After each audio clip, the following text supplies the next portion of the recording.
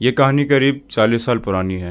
1980s में 23 साल की कमला की लाइफ में सब कुछ सही चल रहा था। एक दिन अचानक से उसका पिता गायब हो जाते हैं। कमला ने उन्हें ढूंढने की बहुत कोशिश की बट फिर भी वो नहीं मिल पाए। और कमला की माँ की मौत पहले ही हो चुकी थी जब वो बच्ची थी। कमला के पिता के गुम होने के बाद कमला बहुत ही अकेले पड़ चुकी थी।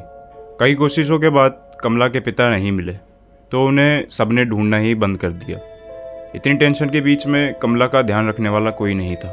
इसलिए कमला के चाचा चाची ने कमला की शादी प्रभाकर फैमिली के बड़े बेटे अजीत से शादी तय कर दी ताकि कमला का ध्यान रखने के लिए हमेशा कोई हो। कमला अपने नए घर में अपनी न्यू लाइफ में एडजस्ट करना सीख रही थी और धीरे धीरे कमला भी खुश रहने लगी थी। सारा परिवार उसे प्यार देता और उसका ख्याल रखता, खासकर उसके देवर आकाश। पर धीरे धीरे चीज़ें चेंज होने लगी। एक दिन कमला सो रही थी, उसे किसी के रोने की आवाज़ आई। उसने साइड में देखा तो अजीत अभी भी सो रहा था। उसे वो आवाज़ फिर से आई पर उस कमरे में कोई भी नहीं था। उस आवाज़ को कमला वहम मानकर सो जाती है, पर उस दिन के बाद से वो आवाज़ लगभग रोज़ ही आने लगी थी। उसे ऐसा लगने लगा था ये आवाज़ उसके पिता की है जो दर्द में चिल्ला रहे हैं और कमला से मदद मांग रहे हैं। उसने ये बात अपने पति अजीत को और अपने देवर आकाश को बताई। इन दोनों ने कमला की बातें सुन के कमला को ये कहा कि ये उसका वहम भी हो सकता है और उसे कहा कि शायद ये सब इसलिए हो रहा है क्योंकि वो अपने पापा को मिस कर रही है। धीरे धीरे कमला की तबीयत खराब होने लगी और उसे 24 घंटे गुस्सा आता रहता था। सबको लगने लगा था कि उसके पिता के खोने का गम उस पर हावी होने लगा है। इन सब के बीच कमला को वो आवाज़ें आती रहीं। एक दिन वो आवाज़ हवेली के पुराने कमरे से आ रही थी। कमला उस ओर गई और वहाँ उसने एक काली मूर्ति देखी। उस काली मूर्ति को देखते ही कमला को एक अजीब सा फील होने लगा। जैसे ही कमला ने मूर्ति को छुआ उसे अजीब सी घुटन सी होने लगी। उस मूर्ति को कमला वहीं रख के जाने लगती है।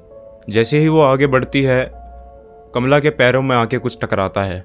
कमला जैसे ही अपने पैरों के नीचे देखती है तो उसे दिखता है कि एक इंसानी खोपड़ी उसके पैरों पे आके टकरा जाता है। तब कमला ने इधर उधर देखना स्टार्ट किया। तब उसे दिखाई दिया कि चारों तरफ इंसानी हड्डियां पड़ी थी और हर जगह खून ही खून था। कमला ने और देखना स्टार्ट किया कि और यहाँ पे क्या था। तो उसे एक जगह पे एक लेटर मिला और कमला ने जब उसे उठाया तो उसे पढ़ना स्टार्ट किया। खत में लिखा था कि ये मूर्ति श्रापित है और उसे एकदम से अपने पिता की चीखों की आवाज़ आने लगी। जब वो पीछे पलट के देखती है मूर्ति की तरफ तो मूर्ति ज़ोरों से हिलने लगती है। तब कमला को भारीपन सा फील होने लगा और कमला वहीं बेहोश हो जाती है। जब उसकी आंखें सुबह खुलती है तो वो अपने बेड पे होती है। परिवार वालों ने चारों तरफ से उसे घेर रखा था। तब कमला ने बताया कि रात में उसने क्या देखा और उसके साथ क्या क्या हुआ। तब घर वालों ने उसे बताया कि कमला उन्हें ड्राइंग रूम में सुबह पड़ी हुई मिली थी। तब घर वालों ने कमला को दवाई दे के सुला दिया था और कमला उस दिन के बाद से हमेशा हमेशा के लिए बदल चुकी थी। एक रात अजीत खाना खा के कमरे में आता है तो कमला उसे दिखाई नहीं देती। जब उसने इधर उधर देखना चालू किया तो कमला उसे एक अंधेरे कोने में खड़ी हुई मिलती है और उसकी वहाँ से हंसने की ज़ोरों ज़ोरों से आवाज़ आ रही थी। तब अजीत ने कमला को आवाज़ लगाया। कमला पलटी और उसने रोते रोते अजीत से मदद मांगी कि मैं निर्दोष हूँ, मुझे बचा लो। और अजीत ने कमला को गले लगा के जैसे तैसे शांत किया और उसे बिस्तर पर सुला दिया। अगले ही दिन कमला की तबीयत और ज़्यादा ख़राब होने लगी। कमला का अगर कोई भी नाम लेता तो उसे वो जान से मारने की धमकी देती थी। और धीरे धीरे कमला का चेहरा भी बदलने लगा था। उसका पूरा चेहरा सफ़ेद हो चुका था और आँखों के नीचे काले धब्बे आने लगे थे और उसके दांत भी काले होने स्टार्ट हो चुके थे। ये सब देख के पूरा प्रभाकर परिवार टेंशन में आ चुका था। कमला पूरे दिन हंसती और रोती रहती थी। प्रभाकर परिवार को लगा कि कमला पागल हो चुकी है।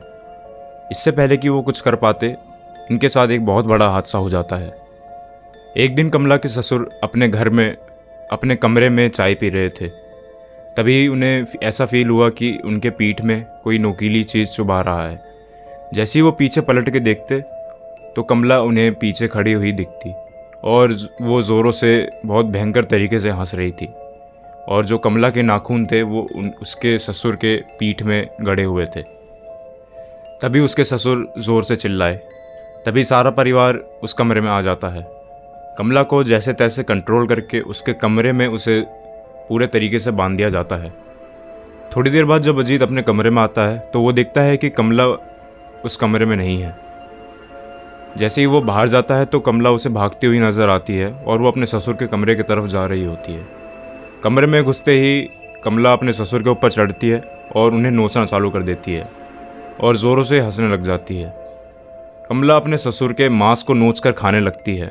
ये सारी चीज़ें देख के पूरा परिवार डर जाता है। अजीत की माँ ने कमला को और उसके ससुर को उसी रूम में लॉक कर दिया। अजीत की माँ को समझ आ गया था कि कमला के ऊपर किसी का बुरा साया पड़ चुका है या वो खुद ही चुड़ैल बन चुकी है।